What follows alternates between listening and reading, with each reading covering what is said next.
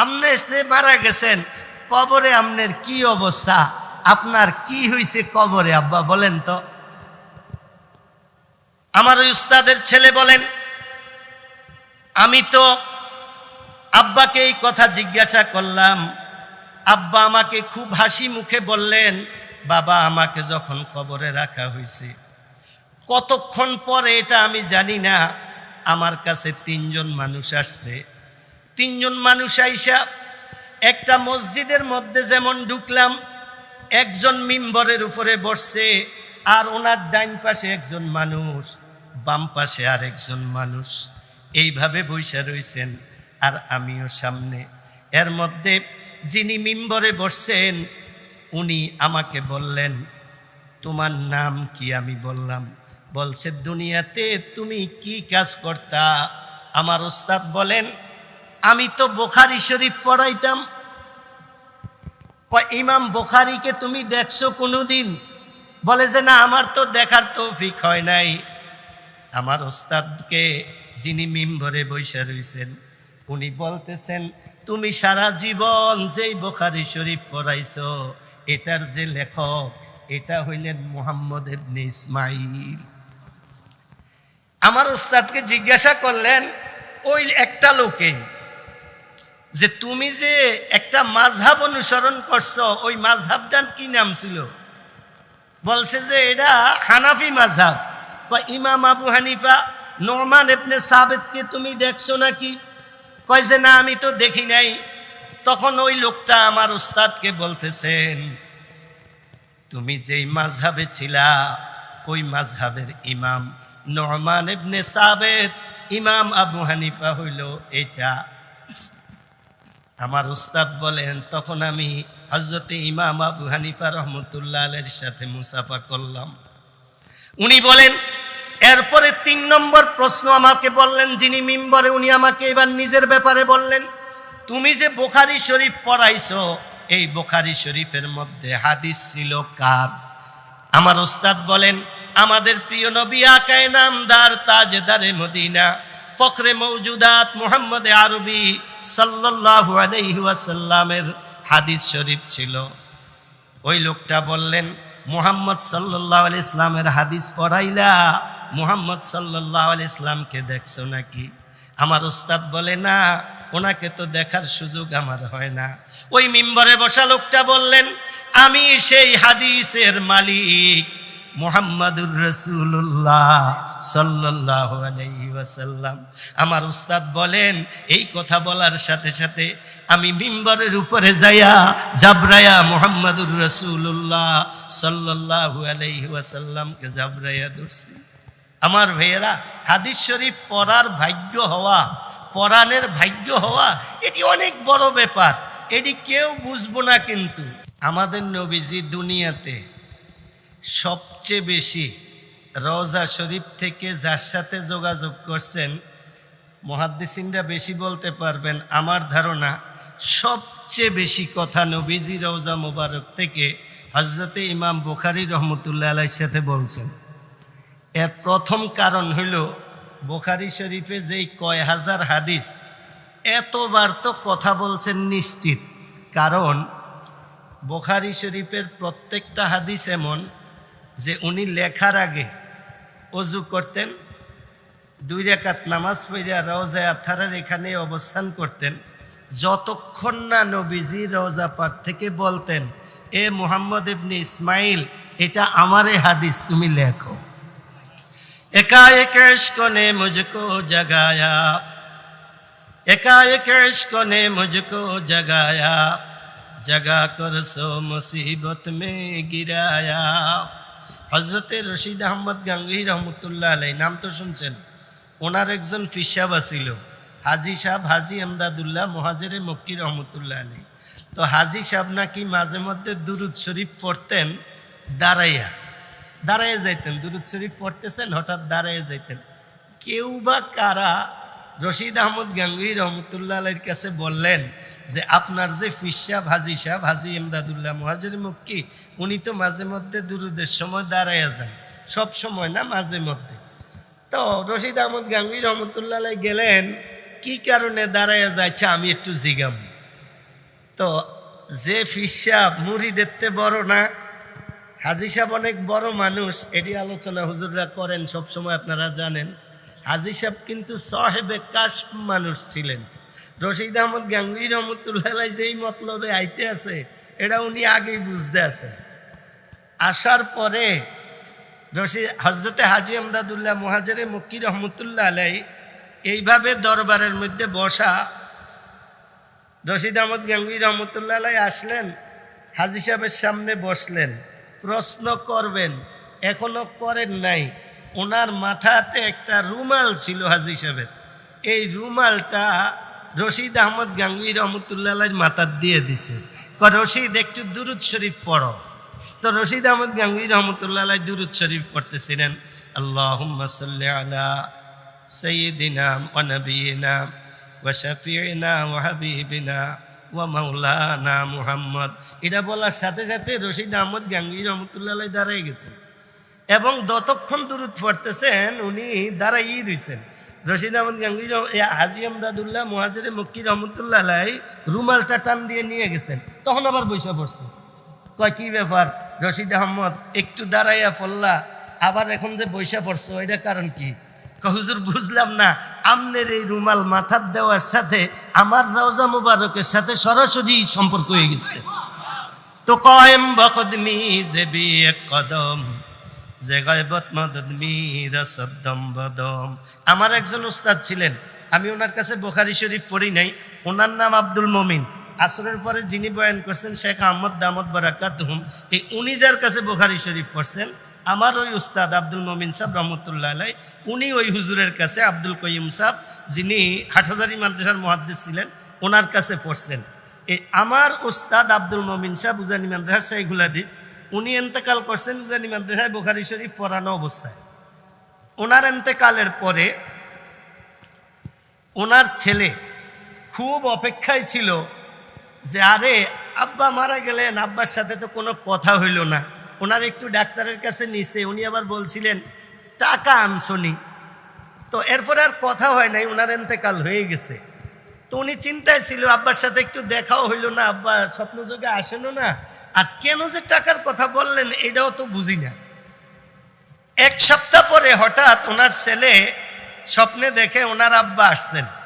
আসার পরে উনি বললেন, আব্বা আপনার না ইন্তেকাল হয়ে গেছে, আপনি কই থেকে আসছেন? কয় কেন, মৃত মানুষ কি তার আত্মীয় স্বজনের সাথে দেখা করতে পারে না? কয় আব্বা তাইলে আপনি বুঝেন আপনি যে মারা গেছেন। কয় হ। কয় আপনি যে মারা গেছেন কবরে আপনার কি অবস্থা, আপনার কি হয়েছে কবরে আব্বা বলেন তো। আমার ওই উস্তাদের ছেলে বলেন, আমি তো আব্বাকে এই কথা জিজ্ঞাসা করলাম, আব্বা আমাকে খুব হাসি মুখে বললেন, বাবা আমাকে যখন কবরে রাখা হয়েছে কতক্ষণ পরে এটা আমি জানি না, আমার কাছে 3 জন মানুষ আসছে। 3 জন মানুষ আইসা একটা মসজিদের মধ্যে যেমন ঢুকলাম, একজন মিম্বরের উপরে বসছে, আর ওনার ডাইন পাশে একজন মানুষ, বাম পাশে আর একজন মানুষ, এইভাবে বৈশা রয়েছেন, আর আমিও সামনে। এর মধ্যে যিনি মিম্বরে বসছেন উনি আমাকে বললেন, তোমার নাম কি? আমি বললাম, বলছে দুনিয়াতে তুমি কি কাজ করতা? আমার ওস্তাদ বলেন, আমি তো বুখারী শরীফ পড়াইতাম। ইমাম বুখারীকে তুমি দেখছো কোনোদিন? বলে যে না, আমার তো দেখার তৌফিক হয় নাই। আমার ওস্তাদকে যিনি মিম্বরে বৈশা রয়েছেন উনি বলতেছেন, তুমি সারা জীবন যেই বুখারী শরীফ পড়াইছো এটার যে লেখক এটা হইলেন মুহাম্মদ ইবনে ইসমাইল।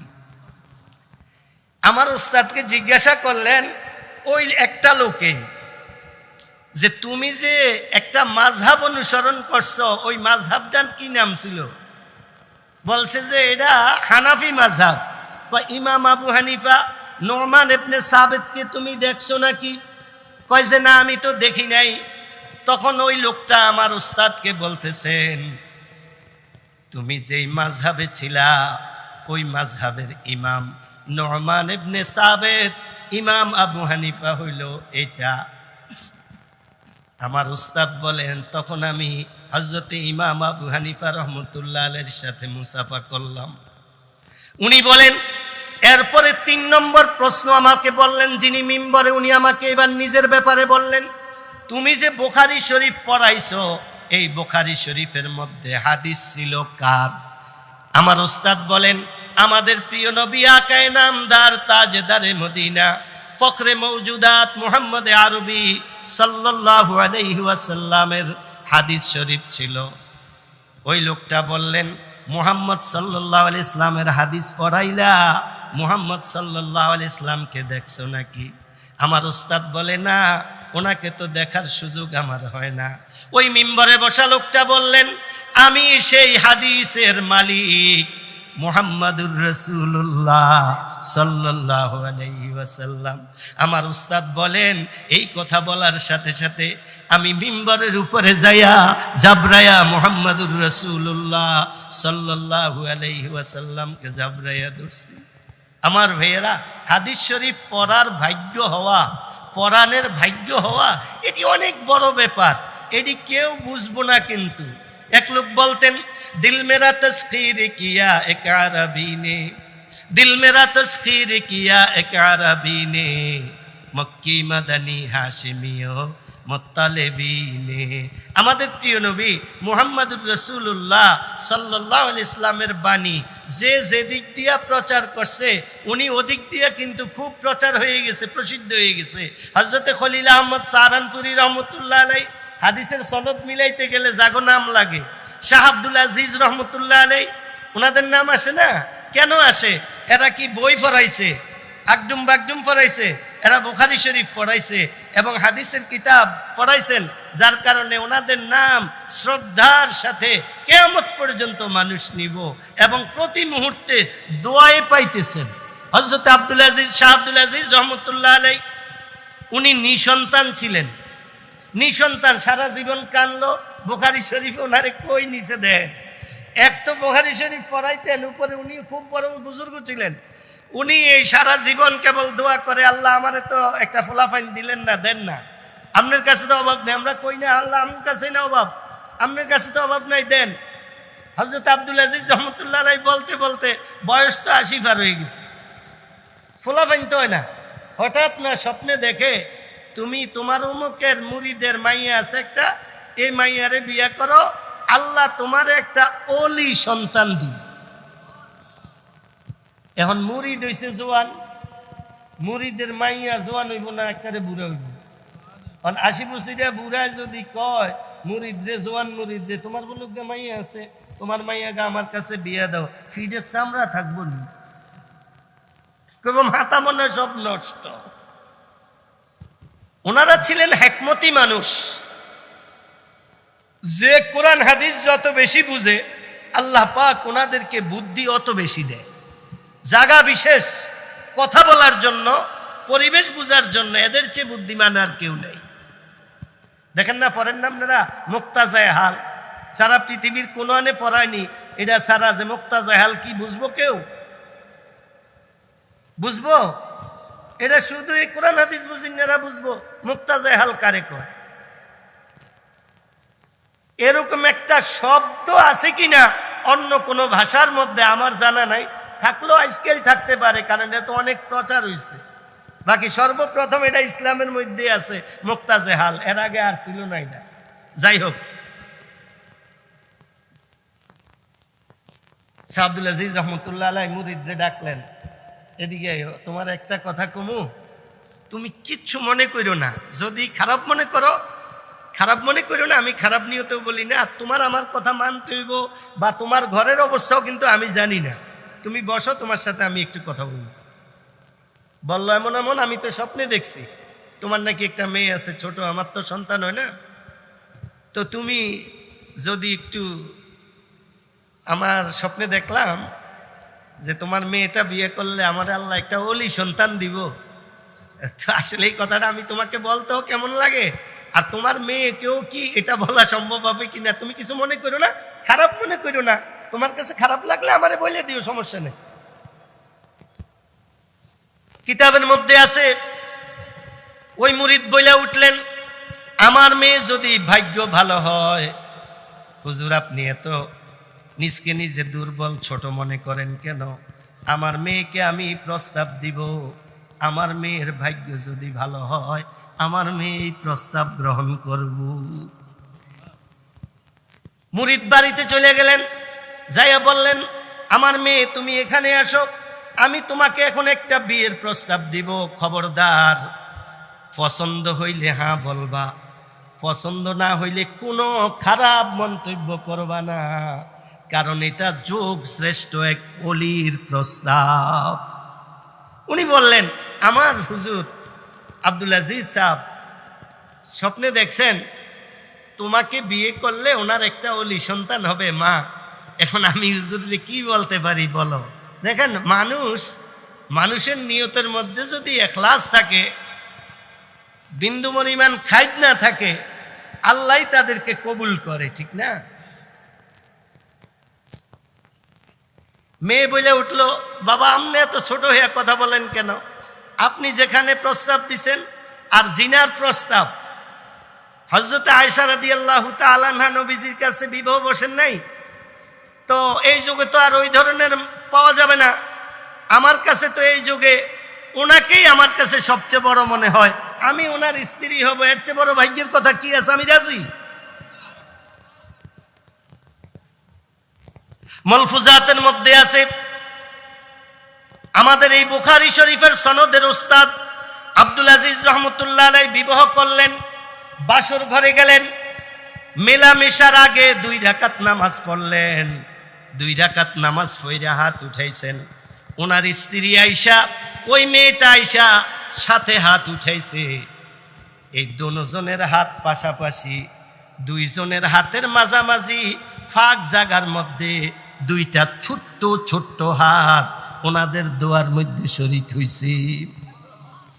দোয়া শেষ হওয়ার পর ওই মেয়ে শাহ আব্দুল আজিজ রহমতুল্লাহ আলাইহিকে বললেন, আপনি আল্লাহর ওলি এটা আমি জানি, এই সুবাদেই আপনার কাছে বিবাহ বসার আমার ইচ্ছা, এবং এই পর্যন্ত বিবাহ হয়ে গেল, কিন্তু আমাকে একটু বলেন, আমি আপনি দোয়া করলাম, দোয়ার মাঝে ছোট্ট হাত 2টা আসলো কোত্থেকে?